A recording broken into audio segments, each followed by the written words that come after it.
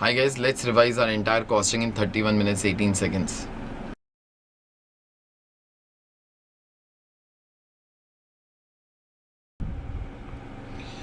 Hi friends, welcome to quick revision lecture, video lecture of costing IPCC. So let's start off. ये lecture आप लोग एक बार exam में जाने से पहले भी एक बार वो देखिएगा, तो जो भी इंपॉर्टेंट पॉइंट्स हैं वो भी रिकैप वो हो जाएंगे. ठीक है, तो चलिए स्टार्ट करते हैं कॉस्ट शीट चैप्टर नंबर 1 से. Costing in India, costing outside India. Costing in India: direct material consume, direct labour, direct expenses, prime cost, at factory overheads, WIP stock adjust कीजिए. उसके बाद आप लोग को जो मिलता है that is factory cost and administration, तो कॉस्ट ऑफ प्रोडक्शन. उसके बाद फिनिश गुड स्टॉक को एडजस्ट कीजिए.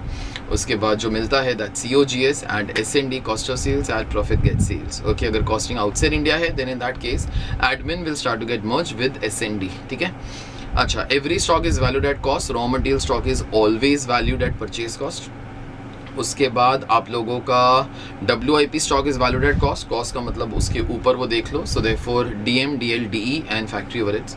उसके बाद फिनिश गुड्स, अगर कॉस्टिंग इन इंडिया है तो उसके ना 5 कॉस्ट आएगा: DM, DL, DE, factory overheads and administration overheads. तो जब भी आप लोग कॉस्टिंग इन इंडिया कर रहे हैं तो हम लोग हमेशा फिनिश गुड स्टॉक को कौन सी कॉस्ट के ऊपर वैल्यू करते हैं? कॉस्ट ऑफ प्रोडक्शन, जिसके ना एडमिनिस्ट्रेशन भी आ जाता है. अगर कॉस्टिंग आउटसाइड इंडिया है तो फिर इन एनी केस एडमिनिस्ट्रेशन नहीं आएगा, तो finish good stock will start to get valued at factory cost. ठीक है, ये आपके इनिशियल वाले वो क्वेश्चन थे. उसके बाद कॉस्ट शीट के वो नॉर्मल क्वेश्चन किए थे. उसके बाद फिर एक ऐसा क्वेश्चन किया था जहाँ पर 1 साल का डेटा था, आपको नेक्स्ट ईयर का एस्टिमेटेड डेटा तो वो बनाने का है. तो याद रखना, अगर कोई कॉस्ट फिक्स्ड है, अगर कुछ नहीं बोला तो वो लमसम के अंदर सेम रहेगा. अगर कोई कॉस्ट वेरिएबल है तो वो पर यूनिट सेम रहेगा. ठीक है. फिर उसके बाद हम लोगों ने एक क्वेश्चन वो किया था जिधर सेमी वेरिएबल कॉस्ट आया था. वैसे 3 क्वेश्चन से, so just be careful about those particular 3 questions. ठीक है. And finally aim of every company is to have highest total profit. तो अगर कभी ऑप्शंस वो पूछा हुआ है दिस ऑप्शन इज बेटर और दिस ऑप्शन इज बेटर, तो याद रखिएगा जिधर भी कंपनी का total profit is highest that is going to be the best option. ठीक है. आपका chapter number 1, chapter number 2 cost sheet on multiple products. आप लोग के पास कंबाइंड कॉस्ट है, आपको उसको सेग्रीगेट करने का होएगा into various products. So in that case हम लोग जब भी वैसा सम्स करते हैं हम लोग एक ही चीज़ बस सोचते हैं, और वो क्या है कि वो वाला टोटल कॉस्ट कैसे आया रहेगा, कंपनी ने किन किन चीज़ों को मल्टीप्लाई किया रहेगा. जिन चीज़ों को कंपनी ने मल्टीप्लाई किया आप लोग उन चीज़ों की रेशोज़ को मल्टीप्लाई कीजिए, एक फाइनल रेशो तो वो लाइए and then divide the cost in that particular ratio. ठीक है. ये आपका वो वाला चैप्टर था on cost sheet on multiple products, जहाँ पे आप लोग जो कॉस्ट शीट्स हैं प्रोडक्ट वाइज वो बनाते हैं. ठीक है. Chapter number 3 that is operating costing. Operating costing के अंदर हम लोगों ने जब भी बेसिक क्वेश्चंस वो किए थे, हम लोग बेसिकली क्या करते हैं, we try to deal with the companies in service sector, hotels, hospitals, your transport sector which carries the goods या पैसेंजर्स एंड सो ऑन. ठीक है. तो शुरू में अपने जो क्वेश्चन से that was just about finding out cost per unit. तो cost per unit can mean cost per kilometer also, cost per ton also, वो जो भी है. ठीक है. फिर उसके बाद एक हम लोगों ने क्वेश्चन किया था ओल्ड बिग कार और न्यू स्मॉल कार का. जो ओल्ड बिग कार और न्यू स्मॉल कार वाला जो क्वेश्चन था वहाँ पर हम लोग इनडिफरेंस पॉइंट निकालते हैं. इनडिफरेंस पॉइंट मतलब वो वाला किलोमीटर्स जिधर आपका टोटल कॉस्ट सेम होगा. ठीक है. उसके ऊपर that option is better wherever variable cost is lower. उसके नीचे दैट ऑप्शन इज बेटर जिधर fixed cost is lower. Okay. फिर उसके बाद हम लोगों ने वो वाले सम्स करने स्टार्ट किए थे जहाँ पे कॉम्पोजिट यूनिट्स आते हैं. तो कॉम्पोजिट यूनिट्स, अगर कोई ट्रांसपोर्ट सेक्टर है जो गुड्स कैरी करता है, बाय डिफॉल्ट उसका कॉम्पोजिट यूनिट क्या होगा? Ton kilometres. अगर कोई ट्रांसपोर्ट सेक्टर है which carries a passengers, so passenger kilometres. अगर होटल्स है तो रूम डेज, हॉस्पिटल्स है तो बेड डेज. फिर अपार्ट फ्रॉम दैट अगर थिएटर्स है तो मैन शोज आ जाएगा. ठीक है. हम लोग को बेसिकली यहाँ पे अगर कभी भी ऐसा बोला होगा कि आप फेयर निकालिए. ठीक है. फेयर मतलब आप लोग कस्टमर को कितना चार्ज करते हो, वो यूजुअली वो ट्रांसपोर्ट सेक्टर के लिए वो होगा. ठीक है. तो याद रखना, अगर ट्रांसपोर्ट सेक्टर है और अगर ये बोला है कि फेयर निकालिए, तो fair will always mean fair पर पैसेंजर किलोमीटर अनलेस अंटिल सम सेज अदरवाइज. ठीक है. अगर होटल्स का क्वेश्चन है वो लोग वो बोलेंगे कि find out the rent to be charged. Okay. Rent to be charge मतलब you have to fix rent per room per day, मतलब रेंट पर रूम डे. अगर हॉस्पिटल्स है तो रेट पर बेड डे, थिएटर्स है तो रेट पर man show, up and so on. ठीक है. ये सारे क्वेश्चंस के लिए आप लोगों को कॉम्पोजिट यूनिट्स कैसे निकालते हैं आप लोगों को वो आना चाहिए. एक एग्जांपल के साथ, what is 1 ton kilometre? Whenever 1 ton is carried for 1 kilometer. That composite unit is going to be called as 1 ton kilometer. उसके बाद जैसे 1 room day क्या होता है, whenever 1 room is occupied for 1 day, तो if 10 rooms are occupied for 20 days, it will become 200 room days. ठीक है, ये सारा का सारा चीज़ था आपके ऑपरेटिंग कॉस्टिंग. उसका लास्ट क्वेश्चन एक लाइब्रेरी वाला एक वो क्वेश्चन था, वो वाला क्वेश्चन प्लीज़ मत भूलना. वहाँ पर वो एक नया क्वेश्चन है जो मॉड्यूल्स के अंदर है. सो ensure that that particular thing is done. Okay, उसके अलावा उस चैप्टर के अंदर कुछ बहुत ज़्यादा टफ एडजस्टमेंट्स वगैरह वो नहीं थी, एक्सेप्ट सारी की सारी cost you try to segregate into 2 parts, variable cost and fixed cost. अगर कोई भी कॉस्ट पर पीरियड वो दिया रहेगा उसको फिक्स्ड कॉस्ट तो वो बोल दीजिएगा. अगर कोई भी कॉस्ट आपको पर यूनिट वगैरह तो वो दिया रहेगा, so therefore that cost will become a variable cost. ठीक है, depreciation if life of the vehicle is given in kilometres it will become a variable cost. If it is given in time frame, suppose life of the vehicle is 5 years, then it will behave as a fixed cost. ठीक है, ये हो गया था आप लोग का operating costing. फिर उसके बाद कॉन्ट्रैक्ट कॉस्टिंग वो किया था, applicable for companies in construction business.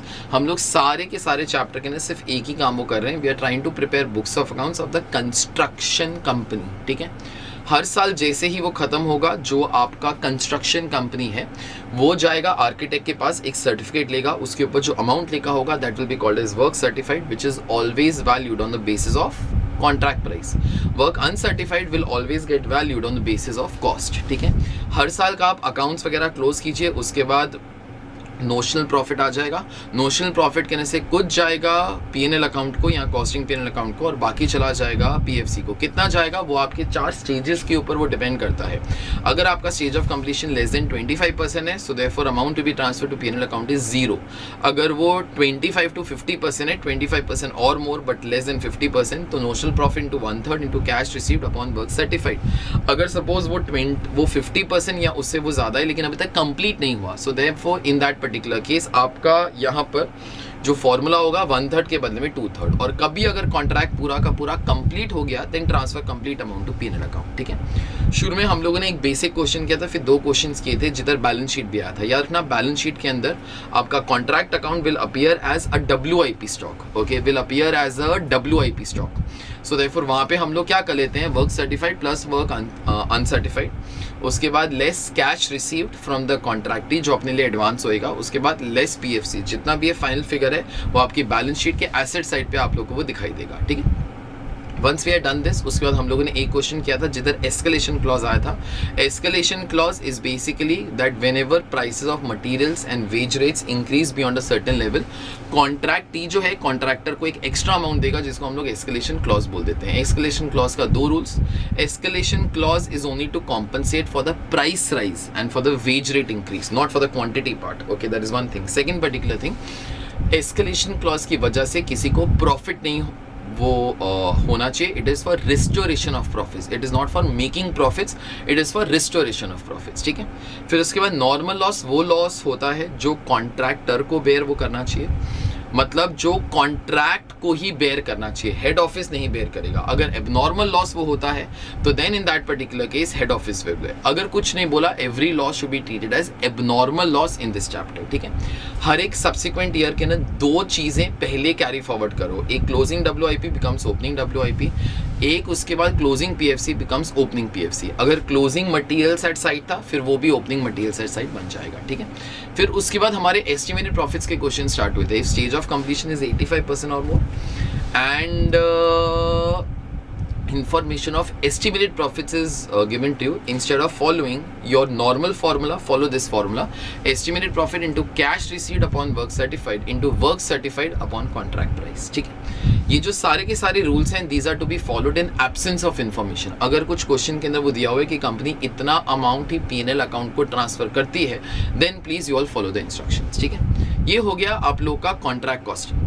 फिर उसके बाद आपका जो नेक्स्ट चैप्टर था that was your labour costing. Workers can be paid either based upon piece rates और बेस्ड अपॉन टाइम बेसिस.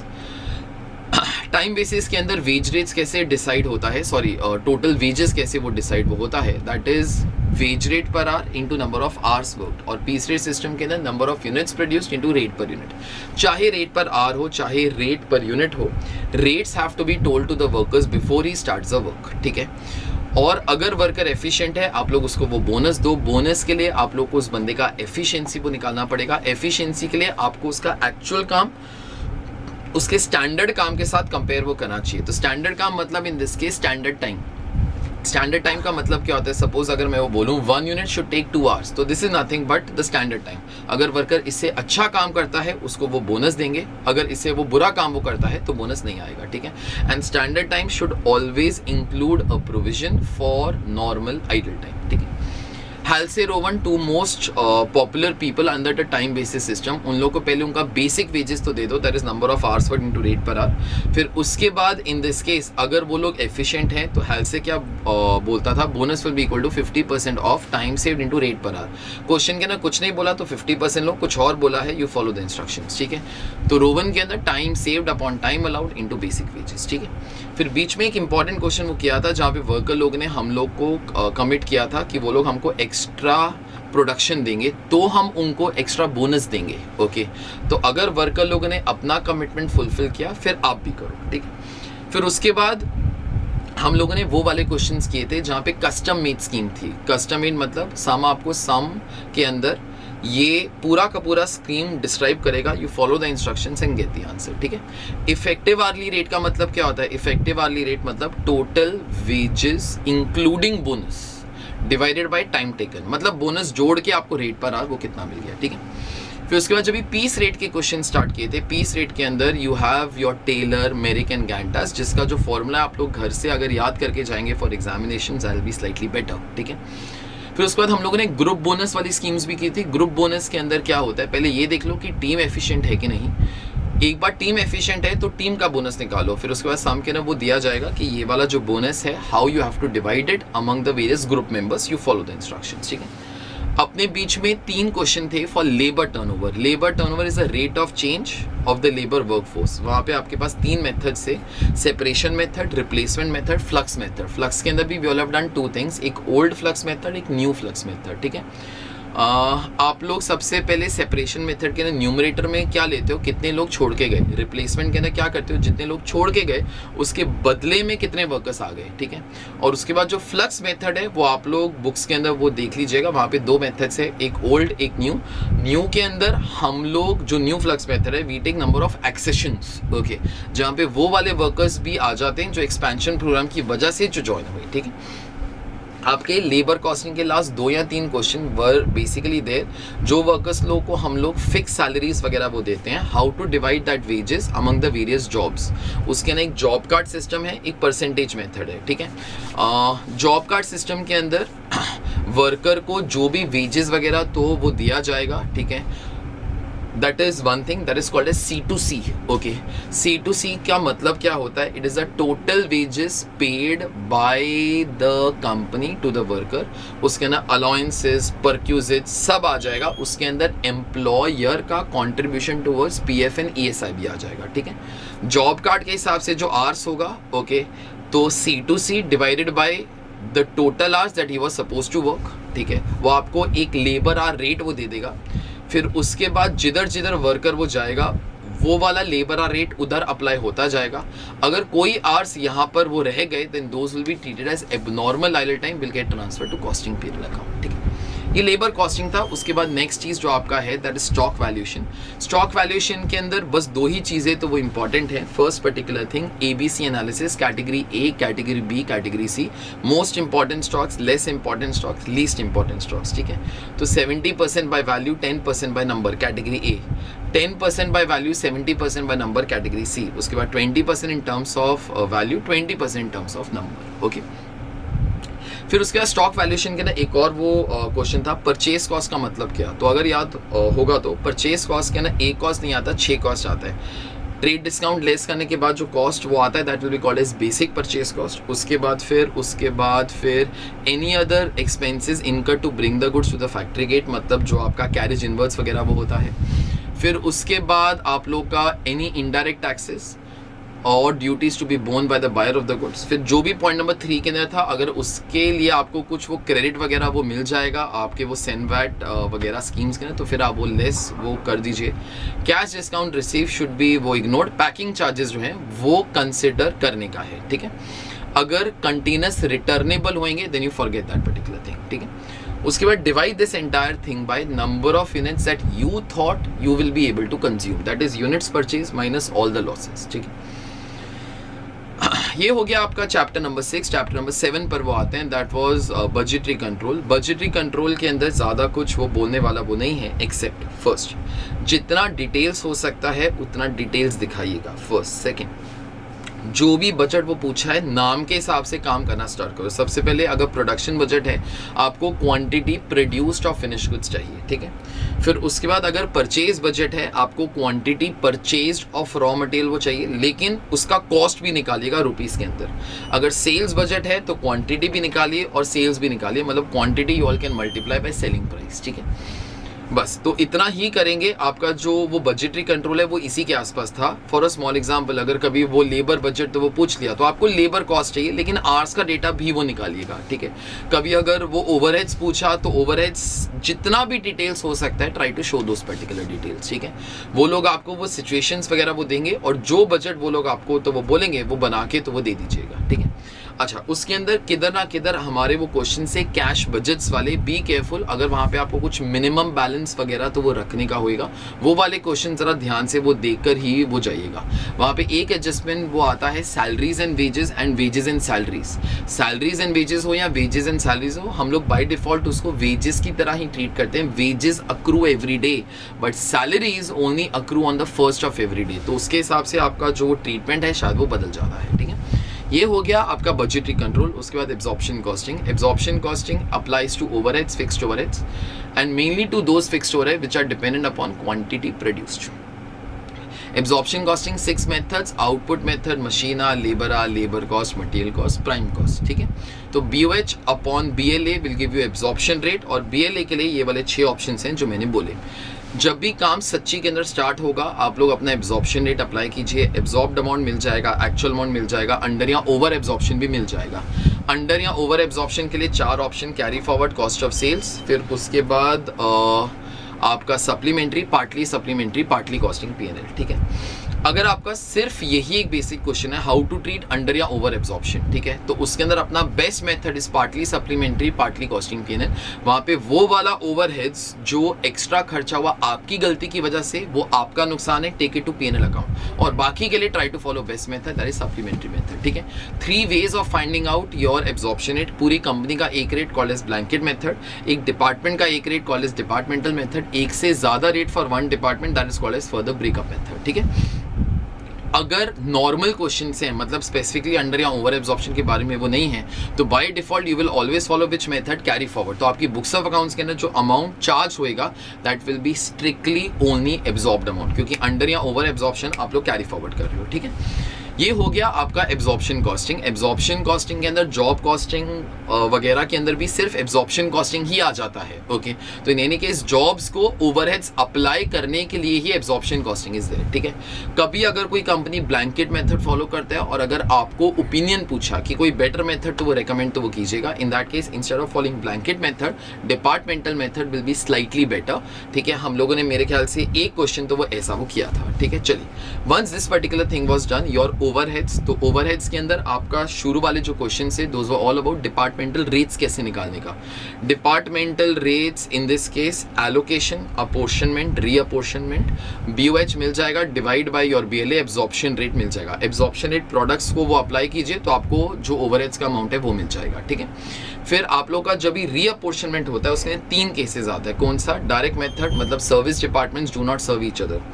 फिर उसके बाद यहाँ पे आप लोग कहीं से भी स्टार्ट कर लो, कोई फर्क नहीं पड़ता। सेकंड है step ladder method, one department serves the other but not vice versa. In that particular case वो डिपार्टमेंट से पहले स्टार्ट वो कीजिएगा that serves maximum of the other service departments, ठीक है। उसके बाद रेसिप्रोकल मेथड, हम लोगों ने 2 वे से वो किया हुआ है, एक रिपीटेड डिस्ट्रीब्यूशन मेथड और एक इक्वेशन मेथड। रेकमेंड मैं करूंगा in exams that you try to do by repeated distribution method only, ठीक है। ये आपके शुरू वाले वो क्वेश्चन से। फिर उसके बाद हम लोगों ने यहाँ पे इंडिविजुअल मशीना रेट वाले भी क्वेश्चन वो स्टार्ट किए, जहाँ पे आप लोग हर मशीन का एक रेट वो निकाल देते हो, जिसको हम लोग CMHR वो बोलता है, कॉम्प्रिहेंसिव मशीना रेट। कॉम्प्रिहेंसिव मशीना रेट के ना फिक्स्ड वाला भी रेट आई जाएगा और वेरिएबल ओवरहेड्स वाला जो रेट है वो वाला रेट भी आई जाएगा, ठीक है।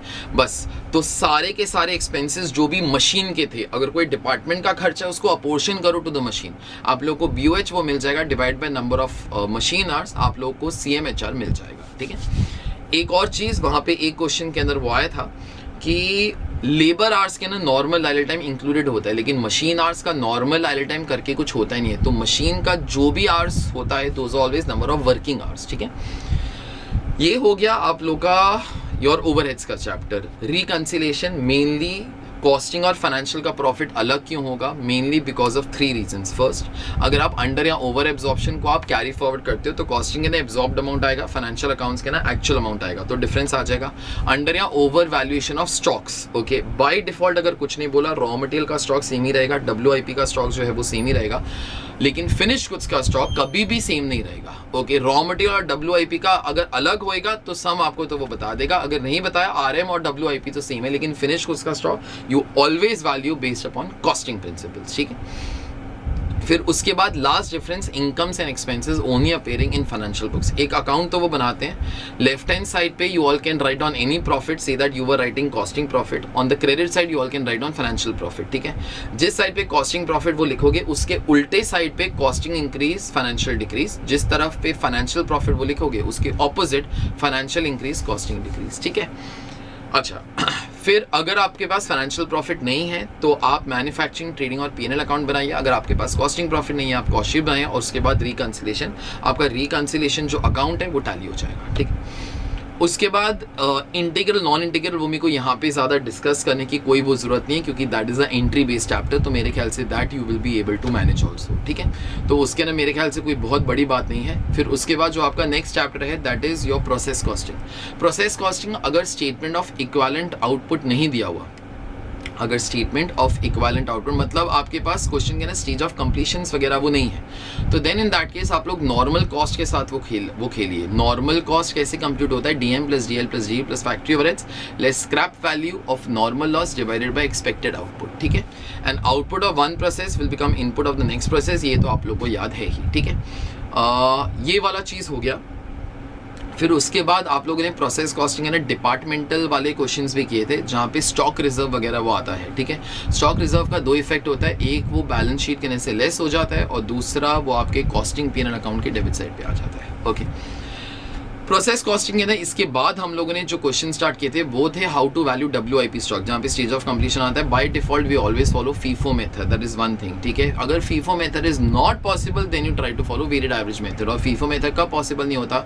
जब ये ओपनिंग स्टॉक का स्टेज ऑफ कंप्लीशन नहीं दिया रहता, ठीक है। वेटेड एवरेज मेथड अगर आपको यूज करना है तो पहले FIFO मेथड वो देखिए, अगर FIFO मेथड नहीं पॉसिबल तो फिर वो वेटेड एवरेज आ जाएगा, ठीक है। FIFO method in that particular case के अंदर हम लोगों ने किस टाइप के क्वेश्चंस वो किए हुए हैं? फर्स्ट योर प्लेन क्वेश्चंस, ठीक है। हम लोग बाइफर्केशंस वगैरह वो करते हैं कि ओपनिंग स्टॉक पहले खत्म होएगा, उसके बाद फिर वो स्टार्टेड एंड फिनिश, और उसके बाद फिर स्टार्टेड एंड नॉट फिनिश, ठीक है। अगर शुरू में 40% था तो फिर अभी 60% वो हुआ रहेगा। फिर एक क्वेश्चन क्या था? डेटा इन kgs। अगर डेटा इन kgs है तो उसके ना मटेरियल्स पूरा होगा, तो इस पीरियड के ना ओपनिंग स्टॉक के ना और मटेरियल ऐड नहीं होगा, तो वो 0% आता है। सेम वे आपके क्लोजिंग स्टॉक है ना वो 100% आता है, ठीक है। उसके बाद कभी नॉर्मल लॉस और एबनॉर्मल लॉस अगर आएंगे, ओके, तो then in that case normal loss is valued at scrap value but abnormal loss is valued at cost, okay. अगर कभी एबनॉर्मल गेन आएगा in that particular case, abnormal gain is also valued at cost, ठीक है। लेकिन याद रखना, normal loss and abnormal loss should always be taken always out of current input, that is one thing, should always be taken out of current input. And abnormal gain will always be taken out of started and finish, इसलिए उसका stage of completion हमेशा 100% ही लेने का। Abnormal loss का stage of completion आपको question के अंदर दिया ही जाएगा फॉर श्योर, ठीक है।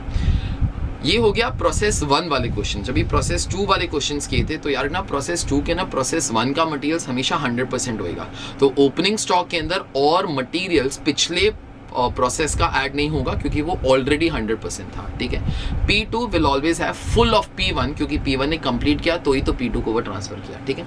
उसके बाद एक क्वेश्चन किया था for LIFO method, I don't need to discuss that. फिर वेटेड एवरेज लास्ट पीरियड और करंट पीरियड का कॉस्ट वो कंबाइन कर दो and divide by the total quantity, ठीक है। तो वेटेड एवरेज मेथड के अंदर स्टेटमेंट ऑफ इक्विवेलेंट आउटपुट सबसे वो सिंपल रहता है, जो भी क्रेडिट साइड है वो कॉपी कर दो, मैक्सिमम उसके अलावा अगर कभी एबनॉर्मल गेन आया तो लेस कर ही देना, ठीक है। ये हो गया तुम्हारा joint products and by products. फिर उसके बाद ये हो गया तुम्हारा वो प्रोसेस कॉस्टिंग। अभी joint products and by products. Best method sales value method, नहीं पॉसिबल तो नोशनल सेल्स, अगर नहीं पॉसिबल तो आउटपुट मेथड, ठीक है। सेल्स वैल्यू मेथड का पॉसिबल होता है when products can be sold at split off point, if not follow notional sales, if not possible then output. वरना अगर सम आपको कोई और इंस्ट्रक्शन देगा कि हम लोग जॉइंट कॉस्ट ऐसे डिवाइड करते हैं, then you do that particular thing.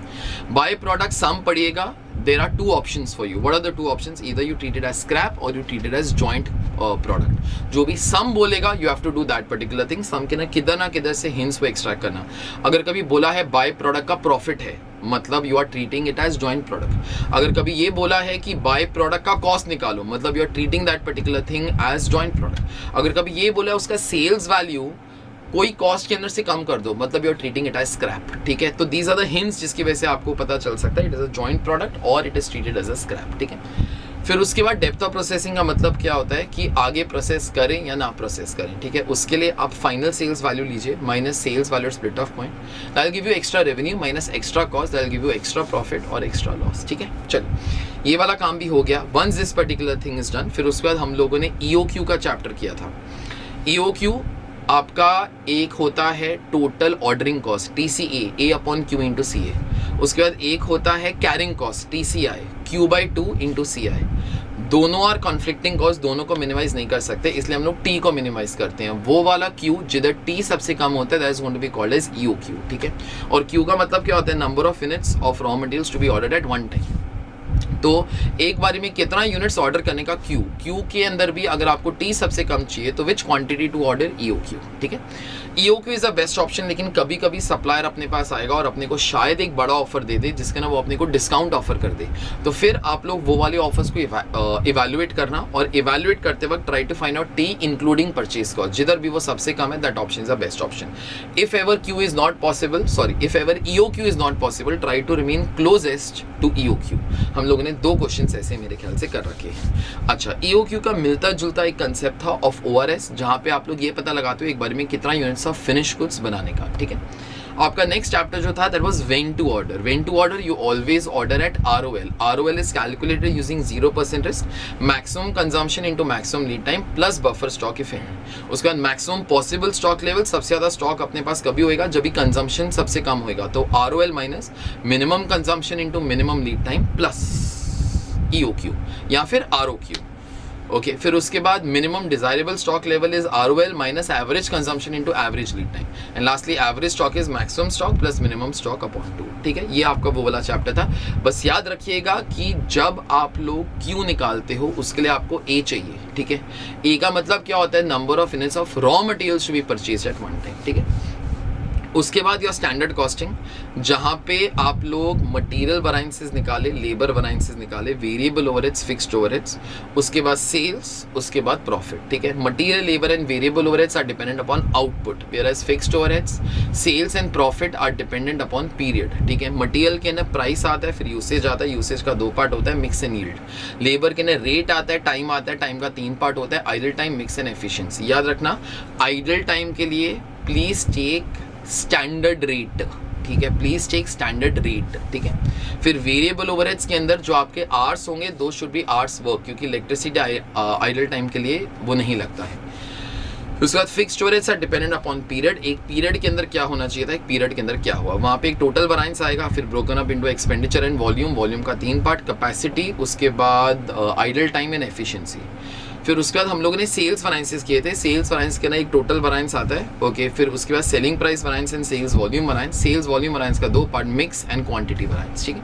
Lastly आपका जो प्रॉफिट वैरायंसेस है वो भी पीरियड के ऊपर ही डिपेंड वो करता है। टोटल नेट प्रॉफिट वैरायंस उसका 2 part, net profit variance due to change in sales, change in in cost. Change in sales का दो part, selling price variance and profit volume variance. Profit volume variance का दो part, that is profit mix and profit quantity. ठीक है, बस यार ना, जब आप सेल्स वॉल्यूम निकालते हो आउटसाइड भी multiply by standard selling price, लेकिन जब आप प्रॉफिट वॉल्यूम को निकालते हो आउटसाइड भी मल्टीप्लाई बाय स्टैंडर्ड प्रॉफिट। ठीक है, फिर मार्जिनल कॉस्टिंग का एक वो चैप्टर किया था। एब्जॉर्प्शन कॉस्टिंग का रूल्स यू ऑल नो। पहले एब्जॉर्प्शन रेट निकालो, एब्जॉर्ब्ड अमाउंट निकालो। एब्जॉर्ब्ड अमाउंट पहले वो लिख दो और सोचो अंडर या ओवर एब्जॉर्प्शन को कैसे ट्रीट करने का। लेकिन जब आप मार्जिनल कॉस्टिंग करते हो all fixed overheads have to be written off, इसलिए हम लोग उसको किधर लिख लेते हैं, COGS के नीचे। उसके बाद कभी अगर वो रिकंसिलेशन हो पूछा तो रिकंसिलेशन भी कर ही लीजिएगा। उसके बाद एक CVP एनालिसिस तो वो आया था, वहाँ पे PV ratio is contribution upon sales into 100। PV ratio तब तक सेम रहता है जब तक selling price of VC per unit जो है वो नहीं हिलता। ब्रेक इवन पॉइंट मतलब zero profit. Break even point in rupees is equal to fixed cost upon PV ratio. Break even point in units is equal to fixed cost upon contribution per unit. Sales above break even sales will be called as margin of safety. उसके ऊपर जो contribution कमाओगे that will always become equal to profit. ठीक है, वो वाले questions बहुत common वो होंगे जहाँ पे 2 साल का sales है, 2 साल का वो profit है, so therefore at that time your PV ratio will be equal to change in profit upon change in sales into 100. ठीक है, फिर उसके बाद यहाँ पे आपके सारे के सारे वो नॉर्मल क्वेश्चन है। फिर उसके बाद एक क्वेश्चन आता है जहाँ पे एक से ज्यादा ब्रेक इवन पॉइंट भी आ सकता है, सो बी केयरफुल। वो जो सुपरवाइजर वाला क्वेश्चन था, also be careful about one more thing and that thing is अगर एक से ज्यादा प्रोडक्ट है, how to find out in this particular case your break even point of the entire company. ठीक है, तो तभी आप लोग PV ratio of the company वो निकालोगे, which will also be weighted average PV ratio of the 3 products taking weights as sales mix in rupees. अगर आपको weighted average contribution per unit की वो जरूरत पड़ी तो that time your weights will be sales mix in units. ठीक है, फिर उसके बाद लिमिटिंग फैक्टर के क्वेश्चंस किए थे। लिमिटिंग फैक्टर मतलब वो वाला रिसोर्स जिसकी कमी है। इन दैट पर्टिकुलर केस आपको बस एक ही काम वो करना है और वो एक काम क्या है, try to find out contribution per unit of limiting factor. अगर मशीन आवर्स का कमी है then in that particular case वहां पर try to find out contribution per machine hour. अगर लेबर आर का कमी है तो contribution per labour hour and so on and so forth. ठीक है, आपका एक लास्ट चैप्टर था ऑफ मिसलेनियस वो प्रॉब्लम्स, वहां पे लेबर का एक लास्ट क्वेश्चन था फॉर लेबर टर्नओवर। वो वाला क्वेश्चन जरा ध्यान से तो वो देखकर तो वो जाइएगा। ठीक है, with that we'll end a short kind of revision thing. Okay, I hope that this was useful to you. All the best guys for the exam, do good, thank you, bye.